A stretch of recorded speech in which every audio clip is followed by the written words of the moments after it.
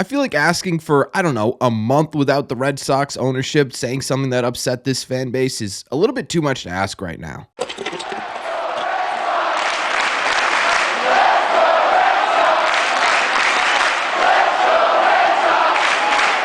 What is going on, everybody? Welcome back to Red Seat Radio. My name is Corbin, and last week, Sam Kennedy got on the microphone and said some things that didn't exactly go over well with the fan base. However, this week, we got ourselves a little bit of a treat because principal owner John Henry, who never normally speaks, did speak, and what he said absolutely made people upset, and for a very good reason. So what we are going to do in today's video is we're going to break down John Henry's latest comments. We're going to talk about what they mean, why they have fans upset, and what this could mean. But before we get into that, do me a favor. Make sure you guys have hit that subscribe button if you haven't already. If you're new here, we talk Red Sox content almost every single day. Also, make sure you guys have hit the like button on this video as well. Just helps out a ton, and it would mean a lot to me. Don't forget, these episodes are always available on the go in podcast form. Link to Spotify and Apple Podcasts are in the description, or you could head over to your favorite podcasting app and look up Red Seat Radio. Thank you all very much for clicking on this one. Let's get into it. So for those of you who may not know what we're talking about yet, Friday, a publication called the Financial Times did an email interview with John Henry, and this is significant for a couple of reasons. One, John Henry doesn't normally speak out about really anything. He's a pretty quiet owner, especially over the last couple of years. But two, this article also very specifically talked about some of the unrest going on in Red Sox Nation and the current state of his view of the Boston Red Sox. And obviously, John Henry did not say the right thing, or we probably wouldn't be making a video right now. And there are a couple of quotes that I wanted to very specifically talk about in this video right now. One of them is this one right here that talks about why he believes that fans are, let's say, a little bit unresting in Red Sox Nation right now. He said, quote, "Because fans expect championships almost annually. They easily become frustrated and are not going to buy into what the odds actually are, 1 in 20 or 1 in 30. As you can imagine, this didn't exactly go over well amongst Red Sox Nation, and it's for pretty good reason in my opinion. First of all, I think what this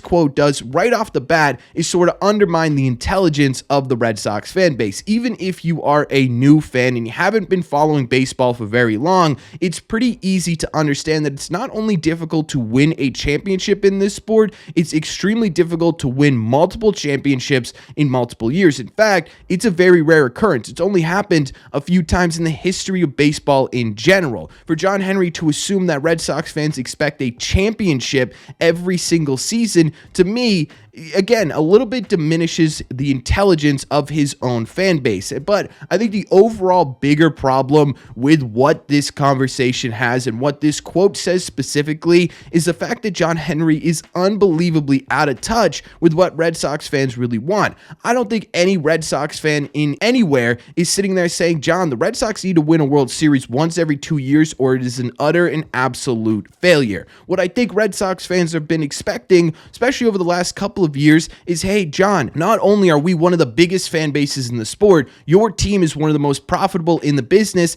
and right now, you've got a whole lot of young, talented players playing for your ball club. When are you going to supplement this team the way that you should be supplementing this team and actually produce a competitive baseball team? Red Sox fans aren't sitting here saying, John, we need to win a World Series every single year. They're saying, John, why aren't we competitive every single year? We have the assets, we have the talent. What is going on? Where is the competition here with the Boston Red Sox, and why over the last couple of years have you refused to utilize any of those assets that you have that put you above and beyond basically every other team in the entire sport and put a team out on the field that's going to be a World Series contender? Again, you don't have to win the World Series, but at the very least, you need to be a team that people expect to at least make the postseason, or even in general, be competitive within your own division, John. It's not rocket science. We're not sitting here demanding 20 championships in the next 20 years. We're sitting here demanding that the money you have generated off of us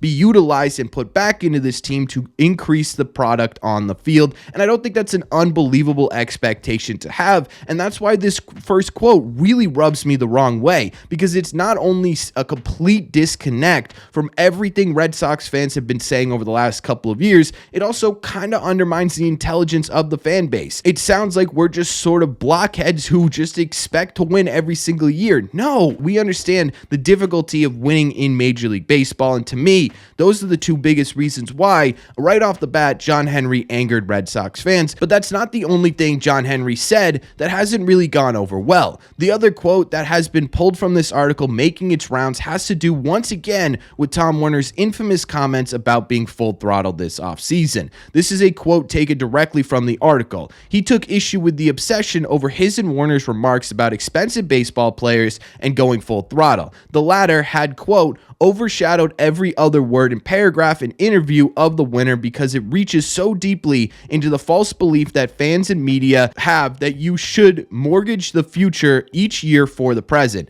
Creating a sustainable future for the Boston Red Sox was, he argued, more important than any year's given payroll. You have to base acquisitions and depositions on the future and not the past. That is unpopular generally. Again, you go back to the core of why these quotes upset fans, and it's just simply how unbelievably out of touch they are. No, we absolutely understand how the current landscape in baseball is when it comes to building long-term success, because we've seen it in a lot of other teams that aren't named the Boston Red Sox. In fact, we saw it 6 years ago with the 2018 team, right? Over the last 10 years or so, even probably longer than that, most of the World Series championship teams have been built around a young, talented, homegrown core. Braves, Dodgers, Astros, Rays even to some degree, right? Even though they didn't win. We understand the current landscape of Major League Baseball. And again, it goes back to John Henry kind of saying, hey, these guys don't understand what we're doing here. No, we do understand, right? We understand that to be a successful organization, you have to build from within. That's just currently how Major League Baseball is operating. However,